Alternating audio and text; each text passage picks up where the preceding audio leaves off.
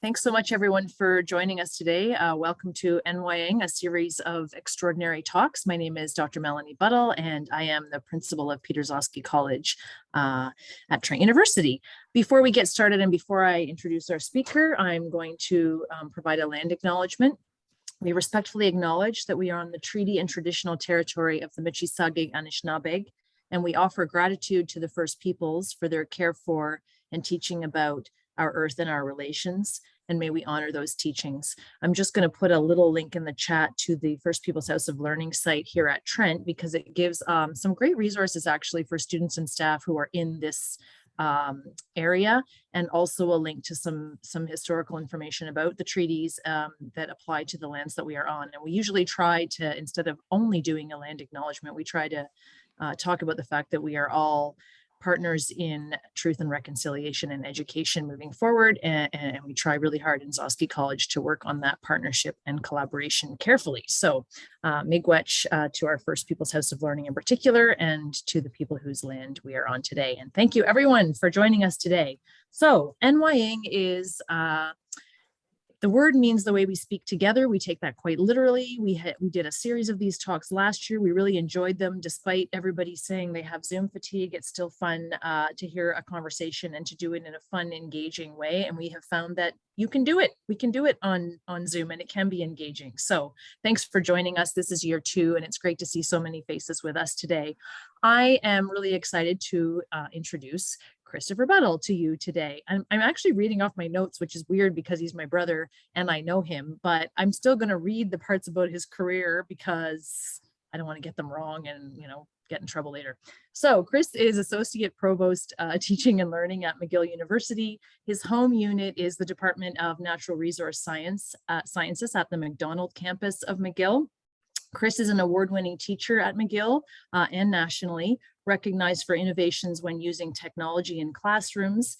And Chris has an active research program focused on the biodiversity and community ecology of Arctic insects and spiders. He has been involved in administration at McGill for many years as Associate Dean of Student Affairs in his faculty, as Dean of Students at McGill from 2016 to 2019, and currently as Associate Provost, as I said. And of course, he's also my younger brother. I guess I could give you more like little tidbits about Chris and I, or more personal stuff. I'm not going to. All I will say is that he's a good outdoorsman. We cycle together. We both run, but not well and often slowly, but we do our best and we try to lead balanced lives together. And I want to say, Chris, welcome. Thanks for joining us to talk about weird pandemic things, but hopefully in a nice, intriguing way. And the floor is yours. Well, thanks very much, Melanie, and I'm assuming you can all hear me. Otherwise, you'll be telling me I'm on mute, which is the classic line from the last 20 whatever months. Thank you for inviting me here today. It's totally my pleasure, and I always feel such a tight connection to Trent University, and of course to Lakefield, where I grew up with the Buddle family. And hello to the other Buddles on the call today. It's nice that you could join. I often think a lot about the Peterborough area and about the lands that I grew up on, and reflect on how they've really shaped my own views on the world, but also on what it means to be in a community, whether it's a university, whether it's a town, whatever your community is defined as. We're often so much a product of how we were raised and where we grew up and the lands around us. And when I'm coming to you from McGill University, which is, of course, on land that has had many different uses over the years and over many years. And I appreciated your land acknowledgement as well, Melanie. And our own land acknowledgement is something related to the Haudenosaunee and Anishinaabe nations, who have been on the lands of McGill University for a very long time. And we acknowledge and thank the diverse Indigenous peoples whose presence marks this territory, and on which people of the world now gather, whether virtually or in person. And I also liked how a land acknowledgement is not words. It's formed by words, but it's actually a reflection on the land and the people. And I really appreciate an opportunity to give a land acknowledgement and recognize, like, as I said, the diverse Indigenous peoples upon whose lands we gather today. So thank you for that.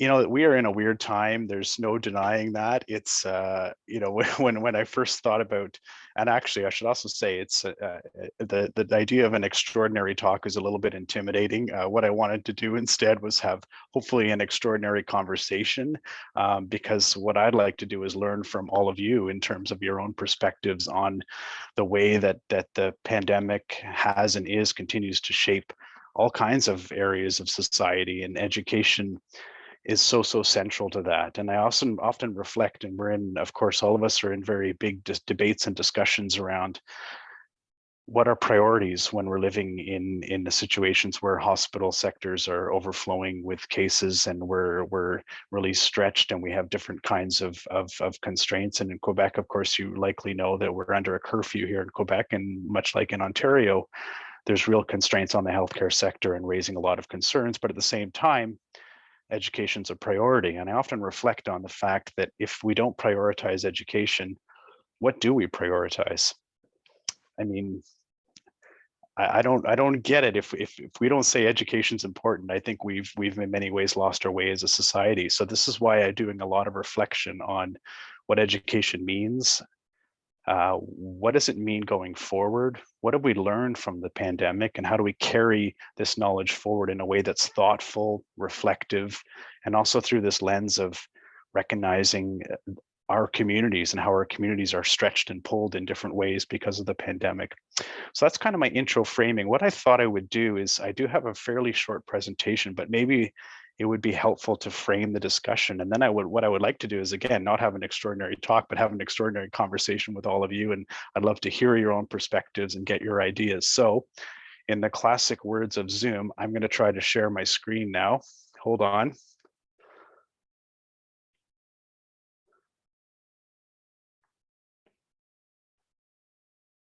Now, what are you seeing there? That's good, Chris. We can see Higher Education 2.0, Learning and Growing in red. And now can you see it better in full screen? Yeah, that's great. Okay, so allow me to work through this presentation, and then we'll open the floor for questions and comments and discussion. So when I originally put these ideas together, I was talking about the pandemic, how it has been an accelerant for change. And now, of course, I have to change my language a little bit and talk about how it continues to be an accelerant for changes that were already underway in the higher education sector. Higher ed is always shifting, but I think we've seen in recent years many ways that trends that were already underway, and what the pandemic has done is really exposed how, in fact, higher education sector can move more quickly than we ever thought we could. If you ever said 10 years ago that, you know what, give us a few weeks and we'll get all our courses online, I mean, no one would ever have thought that would have been possible. But back when we looked to March 2020, there were rapid changes made very quickly. It's also, I think, allowed for a lot of conversations of more existential related questions about higher education. What is the role in society? Is the role changing?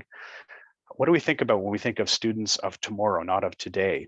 I think a lot of the students that are in high school right now, or maybe, grade 7, 8, 9, the impacts that they're having right now with respect to the pandemic is going to change their view of education.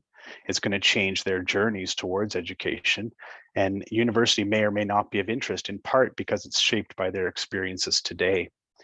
And on a kind of a more operational level, in terms of universities, there are different ways that we could adjust our business and operations based on what we've learned over the last 22 months. I mean, should this be a priority, or should we go back to business as normal?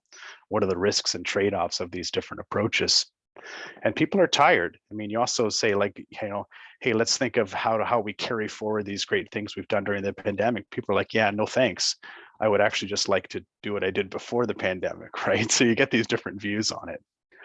So what are some of the trends we've seen in the pandemic related to higher education? Certainly a huge one has been flexibility in kind of all facets of how we live our lives. But in the higher ed sector, we've heard from students that the idea of having access to lectures at different times of day has actually been very helpful. We've heard from academic staff that some flexibility in when to deliver lectures is something that could be helpful. We've heard from staff that working from home can be very beneficial for many parts of how they live their lives. So flexibility is kind of a theme that keeps emerging. Another theme that we hear a lot about are what we call hybrid or high flex classrooms. So I'll just briefly define my thinking about hybrid or high flex. To me, the way I think about this is really a classroom environment where you have students that are both in person and learning from somewhere else at the same time. So it's really an idea of creating a classroom context that is virtual and in person, and a hybrid of the two in a synchronous live manner. And we hear a lot in the media. We hear a lot about in different kinds of contexts about this trend or this interest in hybrid or high flex. And this is something that was already started many years ago, but many people are now moving towards that more purposefully. We have a huge increased interest in online courses and programs, although it may not continue because I think people also are very tired of online learning and online programs, but definitely that's one of the trends. Very major changes to student mobility. And this is often thought of in terms of reductions in student mobility, because many exchange programs, for example, were canceled over the last many semesters.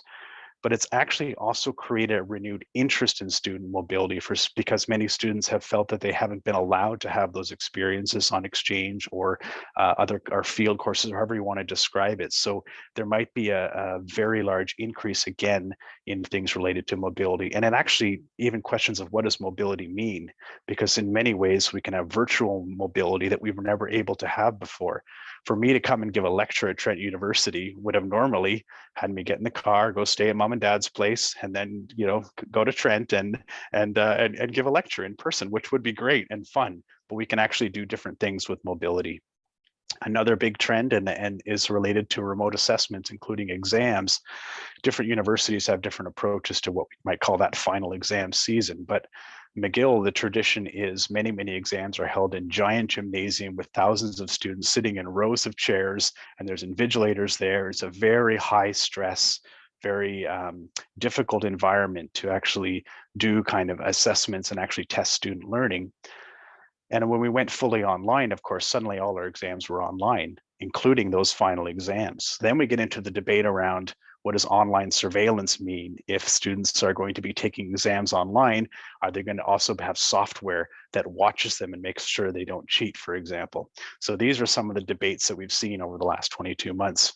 And the last thing I'll mention is very significant changing views around teaching spaces themselves. What kind of spaces do we want to teach in going forward? What are the best spaces to learn in going forward? And just, I won't go in detail on all of these, but there could be very purposeful decisions made by universities. Maybe there's investments fully in hybrid classrooms. Some universities have done that in Canada, decided they're going to make all their classrooms hybrid classrooms.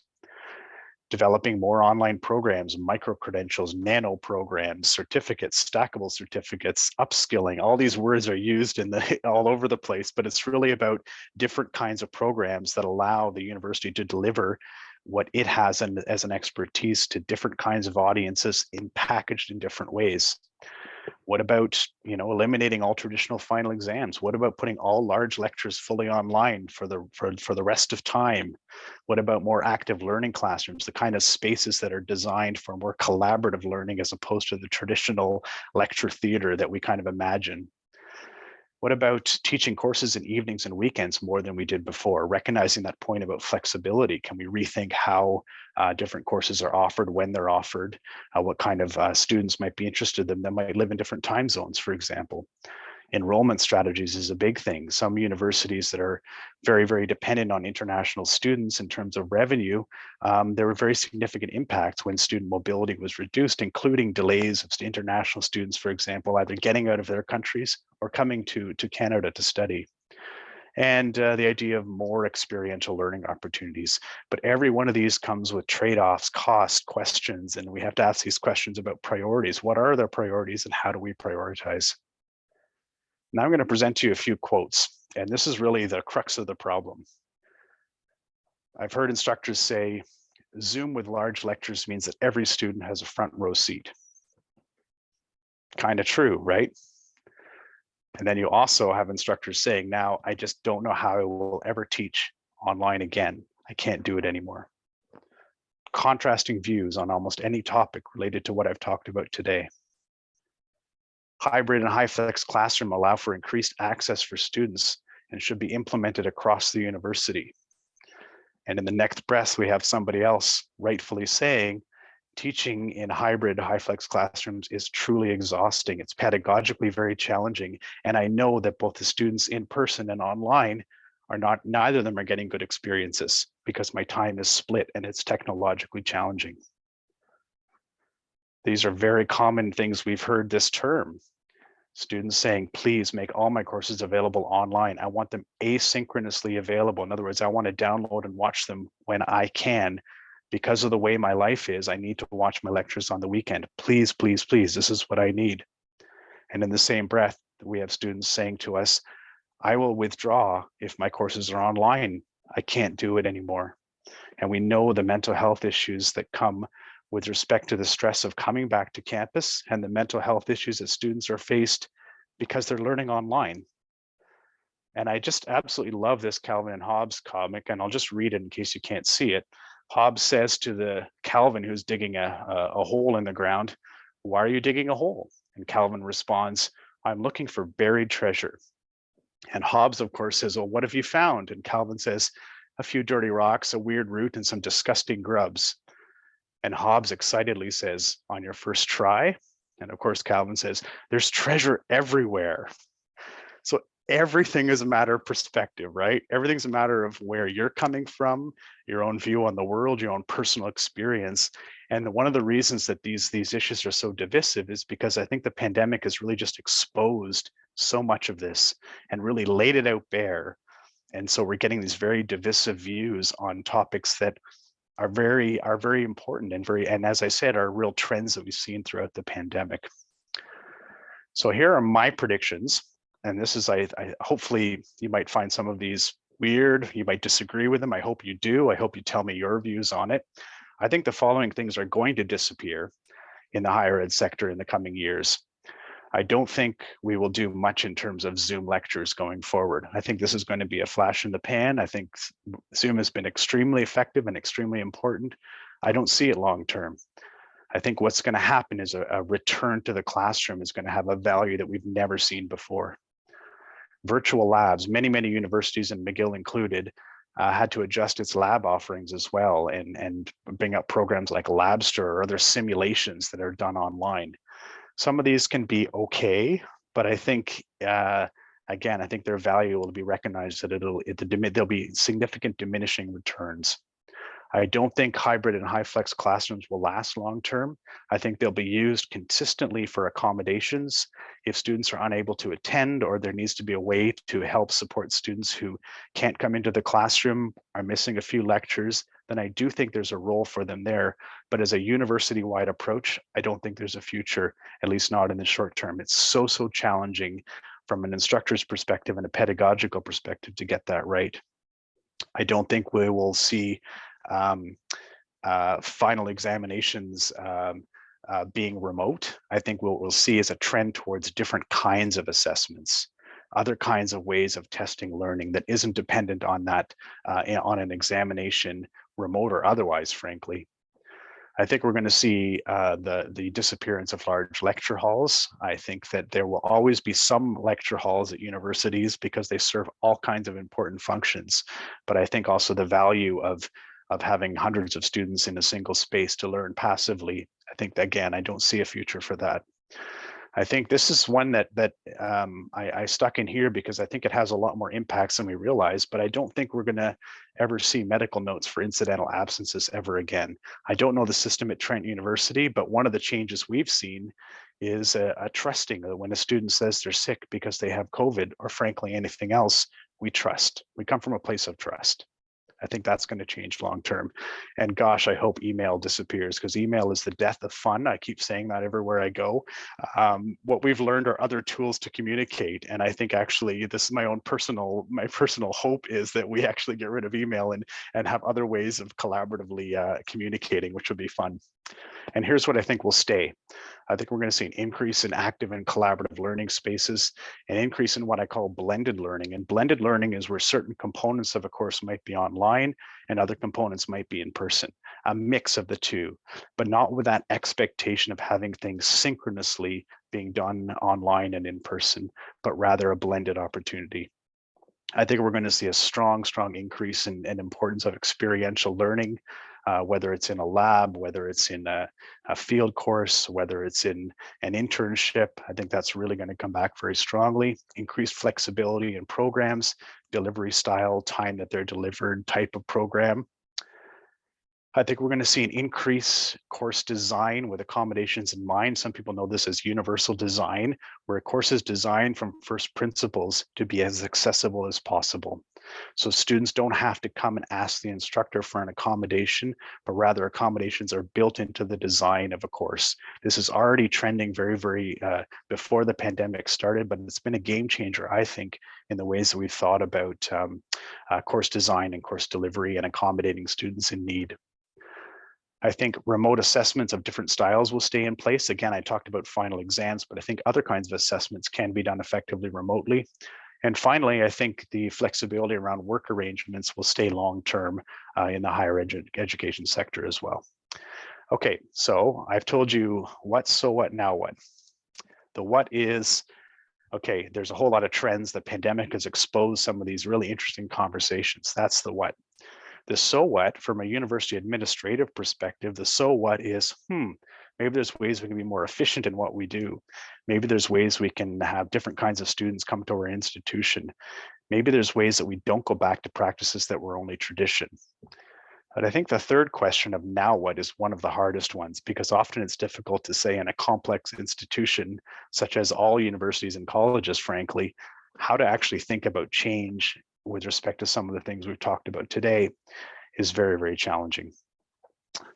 So my questions I leave with you, and I'm going to turn off my presentation in just a moment, but is all of this merely theoretical? I mean, one could predict that simply as soon as we're kind of through the next phase of the pandemic, everyone will happily go back to doing what they did before. Is this exciting to you, or is it purely terrifying? Because change comes in different ways, right? I'm a person who just like always embraces change. That's just how I'm built. That's not the case for many other people, right? So I have to kind of check my biases and recognize that for many people, some of these changes actually are very foundational to how they view their work as or their life as a student.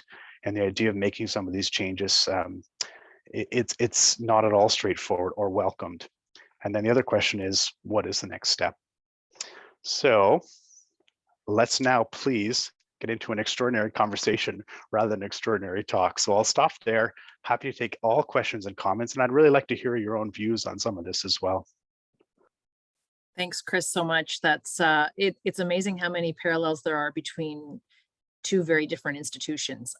Almost everything you said is, I mean, I've been in identical conversations with university administrators here at Trent, and all of the things that you said about the two sides of people's, I love learning online. This flexibility is amazing. I love teaching online versus I hate it. We see the exactly the same trends here at Trent. So it's really interesting to hear from two fairly different institutions in different provinces how much similarity there is. The only other thing I was going to add is shocking. I, as a sibling, man, we have very similar approaches, right? So Chris and I have had conversations about these things over the last 2 years. And before that, we talk about student services and students and what we can do to help students all the time. And we really share a lot of the same opinions about this. And I will share, I mean, I'll save this for later, but man, I'd love to talk more about exams and active learning and how we both kind of approach things very similarly there. So I will stop and say, does anyone want to launch a thought or a question, provocative or not? Go for it. And you can type it or you can wave at me.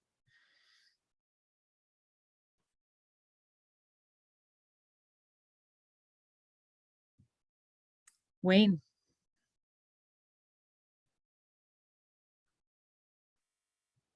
He's just going to unmute. I know it.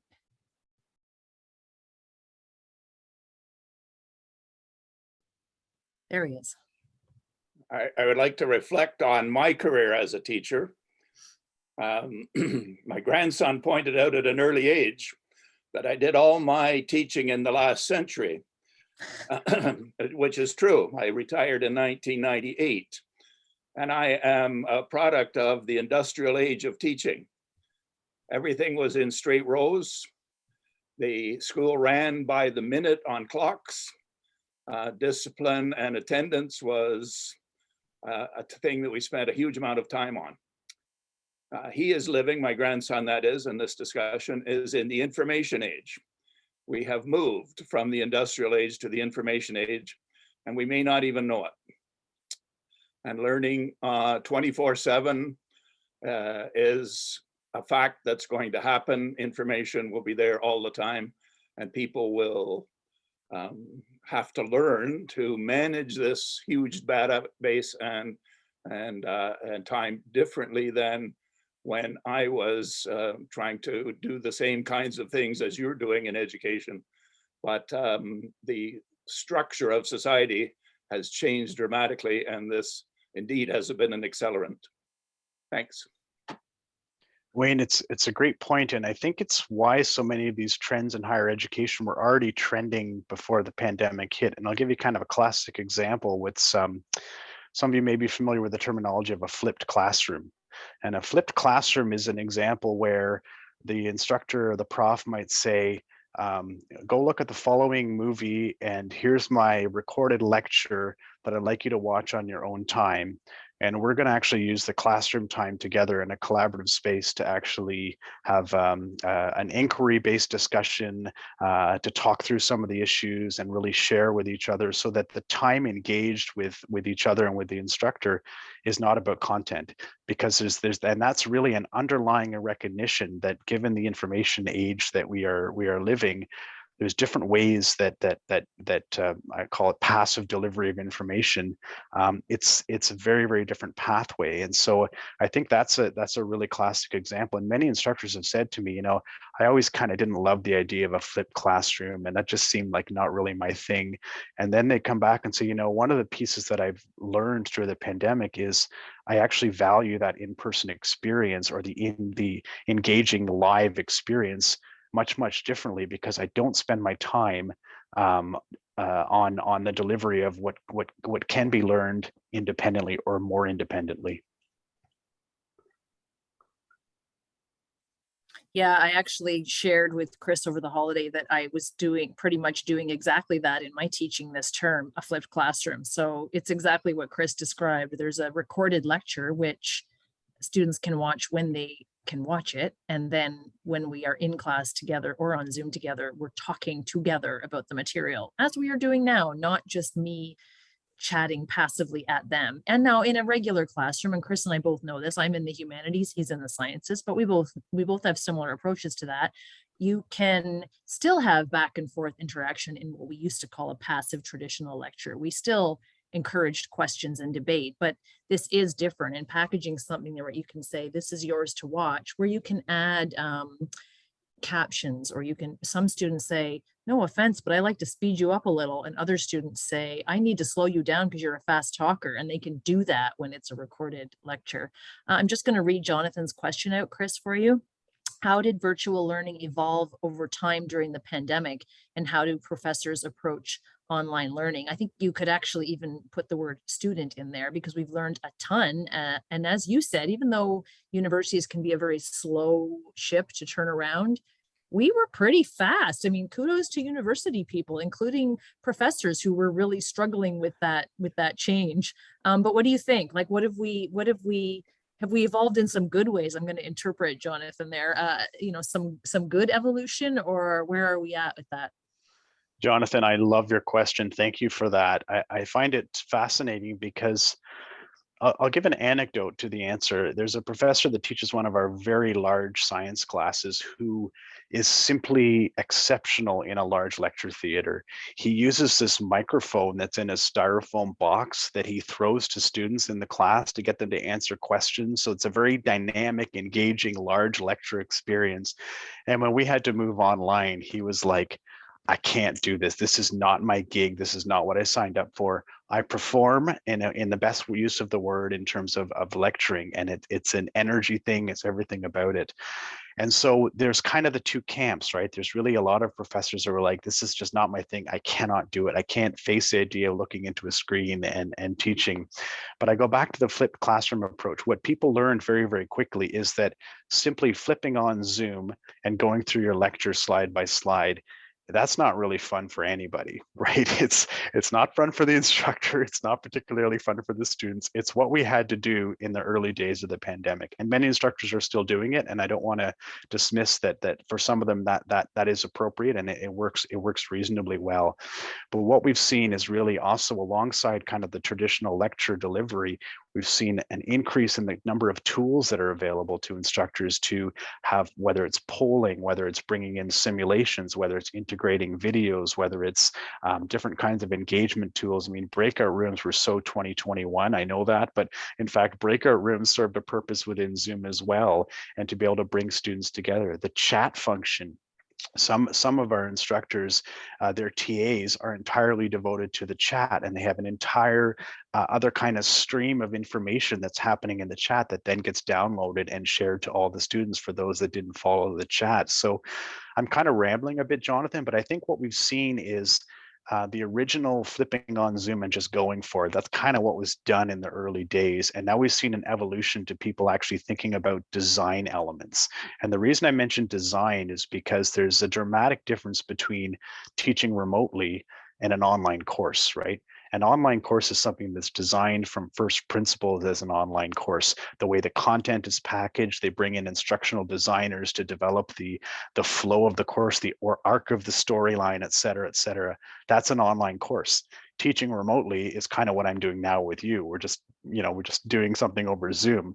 And right, Jonathan? And then what we get though is a blending of the two of them. So now professors are saying, okay, I'm just teaching remotely, but I'm going to add online design elements to my class so that it's more than remote delivery of a lecture.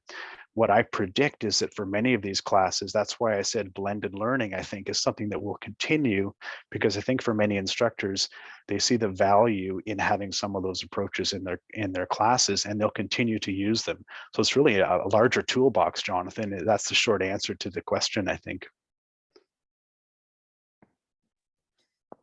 Thanks, Chris. It's interesting to think about. I was thinking about your example of the instructor teaching in a large class and losing that energy. It is true. It's hard to have the same energy when you're teaching on Zoom. And one of the things that I struggle with, and I don't have an answer for this at all, but obviously there's lots of reasons people can't be on screen for a class, but it's very hard to teach too. I was teaching a class this week where I said to the students, it's really hard to talk to you when I don't know if you're behind that little black square. Like, I can't see you.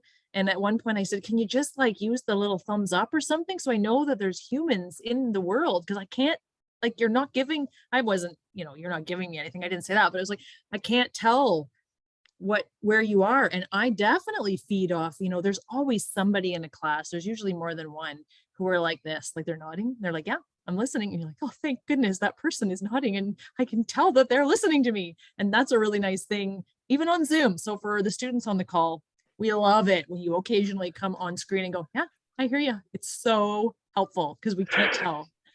Mel, it reminds me, I put that quote up about how a Zoom lecture, every student has a front row seat. That there could be an alternative quote there that in a Zoom lecture, everyone's asleep, right? Because you sometimes don't know, and that's actually probably the number one complaint that I get from instructors, is that they want the engagement, and at the same time we're not in a position to force students to put their camera on, because there's 10,000 reasons why it's not appropriate that students don't want to have their camera on. That's okay, but what's that balance, right? And how do we find that level of engagement? That's why I mentioned the chat feature, because the chat becomes another element of the course, and a lot of students that are here today with us today, you probably agree that the chat function can be a really fun and interesting way to engage with a lecture when those students might not ever put their hand up in a live lecture, for example. So it's a really interesting point. For sure. And similarly, when the smaller you get on Zoom, the more likely someone will go on camera and go, hey, everybody, like, how's it going out there? But if once you get past about 5, it's nerve wracking. Okay, I'm going to read Jade's, but Jade, you can jump in if you want. And then Alana has one to read to us as well. So Jade's question in the chat was, do you think professors will take the time, great way of phrasing that, to redesign their courses to improve learning? And why do you think it took a pandemic for some professors to change and adapt their courses for the benefit of students? That's a great question. Oh, Jay, those are fantastic questions. So, so right now, this is a bad time to answer it because most of the instructors that I've talked to now are just in a state of like, what's coming down the pipe next. And in fact, we had a press conference today in Quebec, and we're going to be going back to in person at McGill, I think on the 24th of January. So there's a very strong commitment to return to in person. Yet now these professors have had to do online for a couple weeks and then switch to in person. So there's all these kind of new challenges. So right now, I would say that professors, if you ask them, do you want to take some time to redesign your course? They'd be like, yeah, no, not a chance. But if you gave me a bit more time, I would happily think about redesigning. So I think many will. I think it depends a little bit. It's a very individual thing, Jade. I think it depends if professors are committed to teaching and learning and are learning the new tools. Yes, I think many will redesign. The reason it took a pandemic, oh boy, I mean, I think we certainly all know of the best instructors we've had in our life who've always been looking at what can I do to improve my course independent of a pandemic, right? So then but what I think what happened is it just really because it forced everyone to change. Some of the people that were kind of on the fence because they were forced to change, and they came out of it going, I could actually do that, and there are benefits to it. I think it's unfortunate that it took such a dramatic event to actually change the approach for many instructors, but that's just the reality. I think it goes back to the traditions are deep and slow in academia, so it sometimes requires pretty dramatic paradigm shifts to shake things up. Thanks for the question. It's excellent. We have a really great Center for Teaching and Learning at Trent, and some of those folks are on this call too, but they have been so good at giving us bite-sized things to get better at teaching, and that's been really helpful. So instead of like, do you have 800 hours? You're going to redesign your course. It's like, here are 3 really short, easy ways that you can get better at this. And I find that, I'm sure McGill, that you're doing some of the same stuff. Chris, Alana, do you want to read the question you have, and then I'll go to Sylvia? Yeah, for sure. So our question is from AJ. I apologize if I pronounced that incorrectly. From a design perspective, online learning requires students and instructors to get online in the first place, which isn't possible for many due to internet access and generational technological gap. The availability varies widely. Do you think it is worsening educational inequality? Oh, what a fantastic question. I think the short answer is yes, it probably is worsening inequality. One of the things that we've done at McGill, and I'm not sure about the Trent context as well, but it's always been a priority to create what we've called flex spaces throughout the pandemic. What these spaces are opportunities that for students that need to come to campus and study, not necessarily in a library that's quiet, but maybe it's a noisy study space, and just have access to reliable internet and other tools. We've made those available. One of the things that was really exposed in the early days of the pandemic, and certainly when we were mostly online for the 2020-2021 academic year, is some students that lived in some parts of the world in Canada just didn't have reliable internet, and they couldn't continue their studies. And that's why I think that what was happening is that it is in many ways creating the divide is greater, and those that don't have the reliable access are just getting shut out more and more and more. Unfortunately, that's, I think, my view on that. So that has to be a priority. There's always this assumption that everyone has unlimited wireless and the best tools available, and that's just not true. And that's one of the reasons why sometimes I push back when instructors make comments about, I'm just going to demand all my students put on their cameras and engage with the following tools and buy the following, ed tech equipment. It's like, no, hold on. It's not that simple, right? So I think it's a really, really valuable question. And I think that those are my general views on it, but I'd be curious of others' perspectives too. And I'm not sure, Melanie, you might be able to talk a little bit about the experience at Trent. Yeah, I mean, really similar, but that argument that there were students, particularly because of the pandemic, that just actually couldn't get back to the country that they were studying in. So it wasn't even a matter of my internet's bad it was that it's 2 a.m. and I'm living in a house with other people and I can't get online. So for sure, I think some professors have been better at being flexible than others. I'm going to go to Sylvia and then I may go to Laura and then Kat. Sylvia wrote in the chat, thanks for this conversation. I read in Dr. Buddle's bio that he's been recognized for innovations when using technology in classrooms, and I'd love to hear about some favorite tools and techniques. Also curious to know if there's a particular tech tool to watch for in 2022, which is a great question. I'm not going to talk about your chalkboard, using chalk innovation, Chris, but you just jump in there with your technology innovation. I actually, I'm embarrassed to say I'm not particularly up on technology. In fact, a number of years ago, I talked about going back to chalk as a teaching tool because I actually found as a teacher, a piece of chalk would force me to slow down and engage more with students when I was teaching. So it was kind of a turn away from technology, which is to me really, really interesting. But then, of course, it creates other problems in terms of access, and especially when we think about trying to record lectures or make materials more accessible. So I'm afraid I don't have a great answer. I do think, though, that many of the more collaborative learning tools are going to be quite important going forward. And I know we have a love-hate relationship with things like Microsoft Teams, but one of the elements of Teams that's done very, very well is it's allowed a collaborative space where file sharing, chatting, and other tools can kind of be integrated into one piece. And I think what we're going to see more and more is this kind of integration between our learning management platforms and other kinds of third-party tools that allow for almost a seamless experience. Things are still clunky, right, in many ways, and I find that surprising that they still do remain clunky. So I'm not great in terms of next trends in tech tools. The work that I've done in the past on technology in classrooms, the work was based on how do we bring technology to field classes, and how do we think about using mobile technology and tablets when tablets were really just coming on the market in terms of accessibility.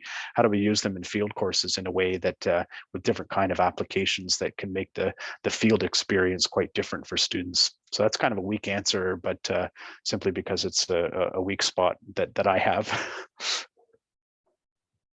Thanks, Chris. I mean, I think, though, the other thing I would poke at a little bit if I was going to get us going on a more provocative topic would be that actually sometimes it's really not looking for smoother, better, higher tech. It's making sure that you're engaging with your students and that you're listening to them and that you're accommodating where they need help. I think the best innovations, in my opinion, in teaching are making sure you're listening to what students need and being responsive to those needs. And so, I mean, there are some ways to make things smoother. I know some math professors have done really great things with using whiteboards and ways to share. Wesley Burr at Trent has been great at figuring out how to share math stuff on screen with students. So he's not just like, there are other math professors at other universities actually that I know about who are like writing notes still and like trying to show them to the camera. That's not great.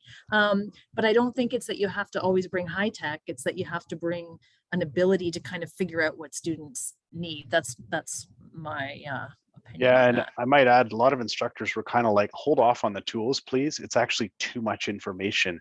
I just want to know how to do the things that I do well normally also online. I don't need new things to do that. I kind of need the basics and use the basics well. So it's a great point, Mel. I think I agree with you on that.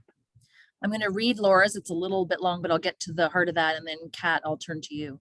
Okay, so Laura Ann said, from a secondary school context, my coworkers and I found that teaching either hybrid or virtually was more labor intensive. Totally agree. And maybe that's just because it's what we were used to. I was wondering if this was the case at the post-secondary level. And I think this struggle and the fact that teachers were learning how to teach differently while they were teaching simultaneously meant that pedagogy took a back seat. Yes, and there was a bit more of a desperate scramble to meet curriculum, and how that has felt in the pandemic for post-secondary. That's a great question. I think it's exactly the same, to be honest. I think that exactly happened as well. It was exhausting and preparing. It's one thing to have a lecture prepared than to figure out the technology on top of that, and how do I record and how do I use, we talked about the tools a few minutes ago, how do I use new tools on this? I mean, I think it's completely analogous, and I think it refers to the question that we had earlier on about what will professors take going forward? And I think this really is, and I think it's the same for teachers, no matter what level you're teaching at. There are certain tools that remain working very, very, very well in those settings. And it's okay, I'm going to hang on to that piece and carry it with me, even if it's not a hybrid environment, or we're not forced into that hybrid environment going forward. So I think it's basically an analogous situation in the post-secondary sector. And it does, that question acknowledges what you said earlier too, about the fact that if you have time outside of when you're actively teaching to figure out what you're going to do, then you're not doing the 2 a.m. Oh my God, figure this out for tomorrow because this whole world has changed and I'm still supposed to be teaching and I'm figuring it out at 2 a.m. But that goes back to my earlier point too, which is that we're going to make mistakes. And I think students are also quite forgiving of us when we just say, "Oh, sorry, screwed that up, hit record when I didn't mean to, or added a slide there that I did not mean to," you just have to say, "This is where I'm at, I'm learning with you." Kat, I'm going to go to you. Hi, this was a lovely talk. This is very lovely. Thank you very much. I just wanted to, I think I'm going to touch on like a few different questions that people have asked. It's kind of a loose question. I thought that I had a distinct question, so feel free to answer it within your interpretation.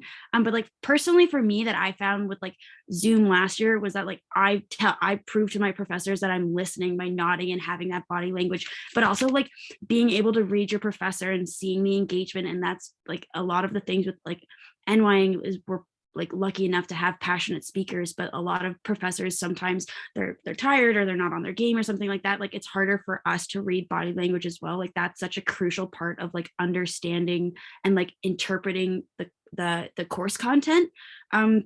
So we saw a lot of courses and a lot of students get a lot of like standard SAS accommodations to bridge that gap to such as like audio recordings or note takers or etc.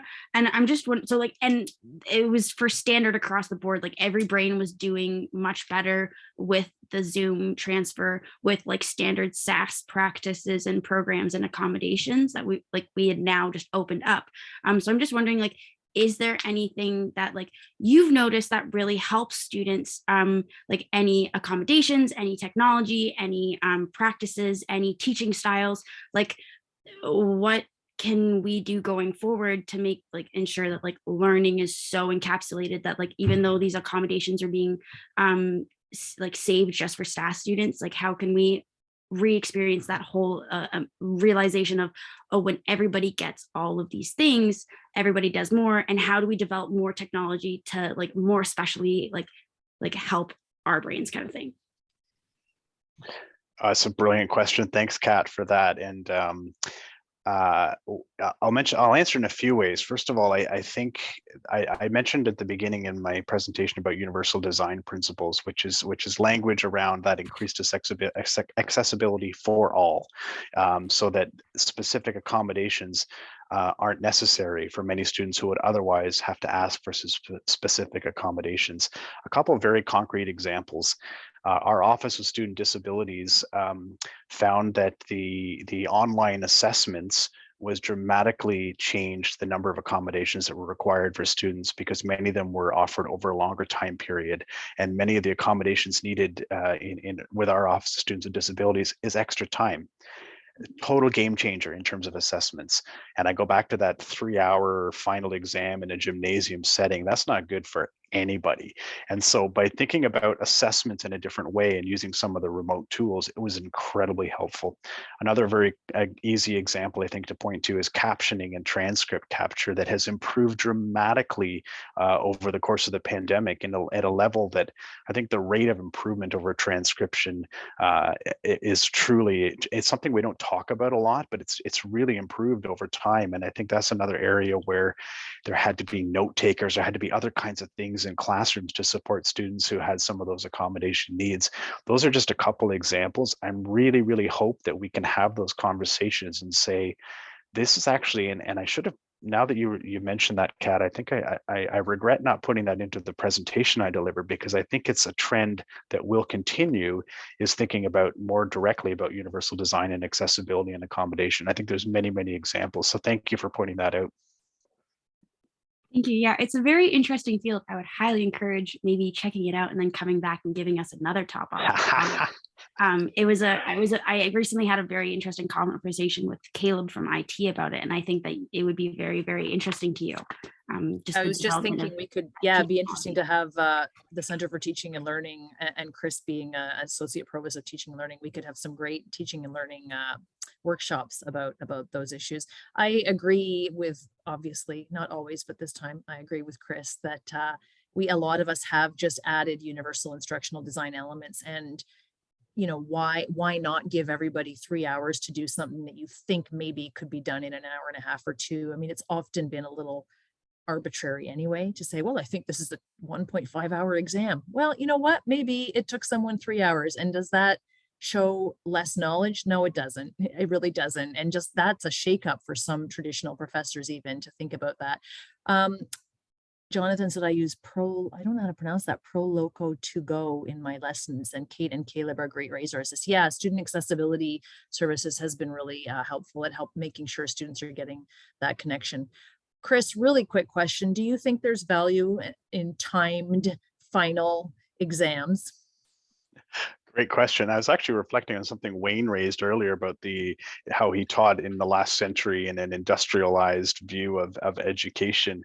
The whole 3-hour exam thing, and even the way we schedule classes, we have this tradition at the university where large lectures are in the morning and labs are in the afternoon from 2:30 to 5:30. It's just like the way things are, right? And the whole concept of a 3-hour final, if you ask anyone in teaching and learning, or even any professor, really have a deep conversation, say, well, why is it 3 hours? It's like, I don't know, it's just what it is, right?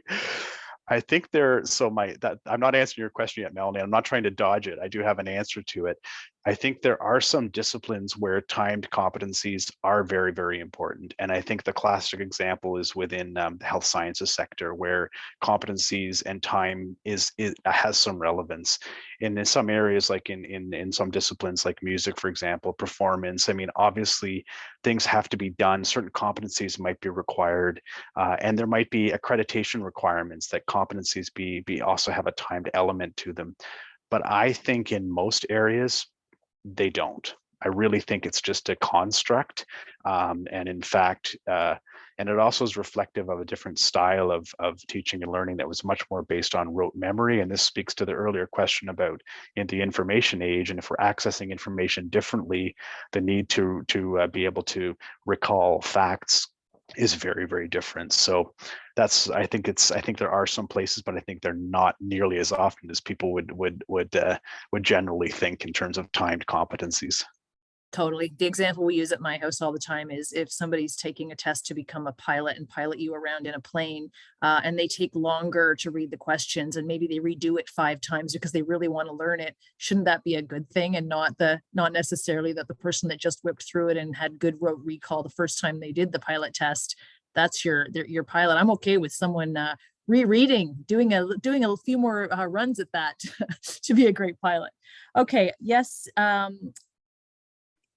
Yes, you can ask a question verbally, Wally, but first I'm just going to go through one more from Kathleen, and then I'm going to go to Wally, and then that'll be our last one. So I think, Kathleen, what you're asking, it's about the hypothesis that schools will go back to in-person, and that may significantly reduce online components. And will there be pushback from students and even faculty? Given that there are polarizing views, that's a great point. And actually, given that for some people, it's also a really big health concern. What are we looking at if we're thinking about maybe less online as we head back to in person, if that is what we're heading for, Chris? Well, I think yes, of course, there'll be pushback. I mean, that's one thing we've seen, is that there's very strong polarizing views on many topics these days. It's one reason I don't go on Twitter. This is why we get these divisions. They're very polarizing views. So yes, there will be pushback. I think it has to go back to very base values and principles around what it means to be an institute of higher education, or whether it's, whatever the level of institution, what is education about, and how is education best delivered in that context. There might be some contexts where online is perfect and that works very well, but most of our programs and most of the ways that teaching has been done for a long time, and most of the value is an in-person experience. So it's really about those kinds of values. What we need to do, I don't want to dismiss the concerns of students and instructors that want to remain online. What we need to do is build up appropriate support systems for those who are not able to attend in person. And this is why there's probably a place for, I don't want to call it hybrid, but an opportunity to allow a student to zoom in to a classroom if they can't attend on a certain day, or making sure that whenever instructors are teaching in a classroom that allows for lecture recording, please hit the record button, put it online, make it accessible for all. So this relates a bit to Kat's question about, we can think of universal design in much different ways as well, and say, okay, this is an in-person teaching experience, this is the way the class is set, but we'll do our best to make the material accessible even if someone's not able to come. But I think at the end of the day, yes, there will be pushback, but I do think that the return to in-person education is somewhere that we need to get to, even if difficult. And there are other ways to think about what programs might exist online, what other opportunities exist if someone is not able to come in person. Yeah, thanks for that, Chris. And I think to go back to your point about trust, I also think instructors need to trust that if a student can't come in person for some reason, they can't come in person that day, and don't assume that they're avoiding your class. And frankly, if most of your students are avoiding to come in person to your class, you have some thinking to do anyway, maybe, about that. So that's my perspective sometimes when I think about, well, they're not showing up. Well, you have to think that through. Okay, Wally, go for it. Last question. Okay, sorry to finish things off this way, but I'm going to return to an earlier time. Like your parents and the first questioner, Wayne, I am not only a product, but also a perpetrator, now retired, of the industrial era of education. I would point out that you, Melanie, and Chris also are similar products. My question is now, education has obviously become process much more than product oriented. And I would like to hear a comment about how the current university situation serves as a functional interface between that learning environment and post-university employment. Oh, that's just a nice, easy question. Thanks, Wally. Always a pleasure. Great to see you, by the way. So I think I mean, this is kind of an age-old question about university for vocation as opposed to university for really scholarly consideration of large topics, philosophical and otherwise. And what we know about the history of how universities have developed in different parts of the world, we see very different traditions in different parts of the world. And Canada is a really interesting mix globally because it's both got the kind of elements of the American education system mixed with elements of the of a European system. And of course, Trent is super interesting because it also has a college system, right? So you've got these different kind of blends of different kinds of institution. And I say in Canada, what we've tried to do is walk a line that provides both vocational training for very specific kinds of fields. We think of the accreditation fields. We think of whether it's social work, engineering, the health science professions that really are career oriented. And yet we also have most of our students in most institutions are actually taking programs that are not vocational, that are more in the humanities, social sciences generally, et cetera. So I'm not answering your question yet, Wally. I fully realize that. I'm just talking a lot so I can form a better answer in my head. The short answer, I think, is this is where new kinds of programs are going to really take off in the coming years. I think we're seeing a very increased demand in a lot of different sectors for universities to look to this concept of we call it upskilling in many cases, but what are the ways that universities can think about more specific needs in society? Maybe it's computer engineering, maybe it's nursing, that can provide access to these programs and these credentials in a way and the reason credentials is important is because the degree stamping of institutions it's not just words. It's actually a process by which there's some level of quality control and some level of accreditation, small A accreditation, right? So I think that's where the universities have a role to play. But I think what we need to do is get creative, clear, and very quickly be more adaptable in terms of the different kind of needs in society, so that we can actually offer short programs for people that are normally working but really need to gain additional skills, or students that have taken a lot of years off school and wanted to come back again, but don't want to face a 4-year degree in X, Y, or Z, but actually want to get very specific training in other fields. And this relates a bit to the discussion around college versus university, which is very different in Quebec than in other parts of Canada, I realize. But it's a very, very interesting discussion, and it's probably worth another extraordinary talk at some point in the future, to be honest, because there's lots to dig into on that one. So while I have no idea if I even answered your question, but I think I talked enough to bore you anyway. Thanks. Thank you, Chris. I would not say that you bored us or didn't answer the question.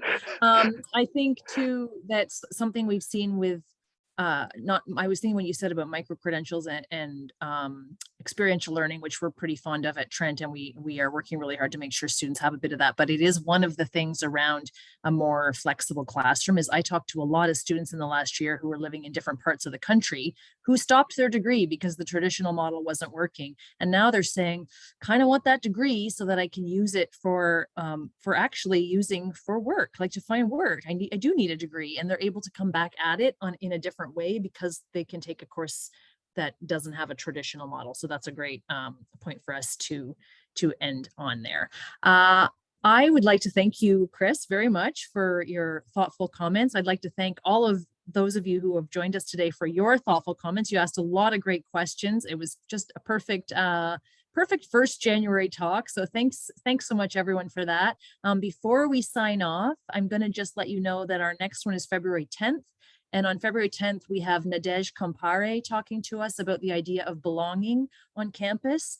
She is an assistant professor in the political science department at the University of Toronto, Mississauga campus. She graduated from Trent with a degree in international political economy and came to Trent as a Trent International Program Scholar. And she's going to talk a little bit about that international experience coming to Trent, and then what she learned about community and belonging while she was here before going off to finish her PhD and become an instructor. So I'm really excited about having Nadej with us on February 10th. Thanks, Chris, so much. It was great chatting with my brother in this context.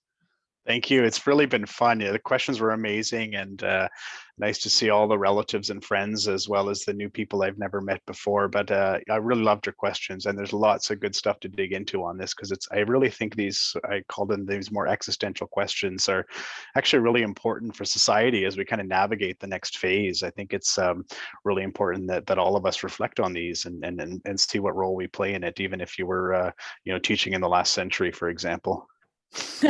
Totally agree. And I want to thank the people on the call who pointed out that Chris and I learned in the last century and just kind of flagged that we're, we're products of an older generation. Thank you so much for that. Okay, thanks everyone. Kat, great last comment about your skill set. Love that in the chat. Thanks everyone for joining us. Hope to see you in February, and stay safe out there. And family members, if you want a really quick hello, you can stay on for 2 minutes and then Chris is off to something else. So goodbye everyone. Thanks.